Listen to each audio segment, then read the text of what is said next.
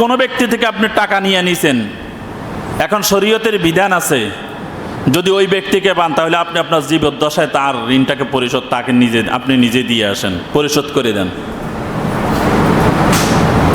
কাল কিয়ামতের ময়দানে আপনার ছেলেও আপনার বোঝা বহন করবে না, আপনার স্ত্রীও আপনার বোঝা বহন করবেন, আপনার সন্তানাদি আপনার বোঝা বহন করবে না, কেউ বহন করবে না।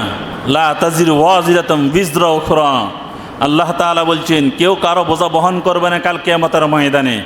তাহলে আপনি কেন আপনার বোঝাটা অন্যের উপরে রেখে চলে যান? এই কারণে আপনার বোঝাটা আপনি ক্লিয়ার করুন। আপনি যদি ক্লিয়ার করতে পারেন তাহলে আল্লাহ তাআলা হয়তো পারে আপনাকে ক্ষমা করতে পারেন।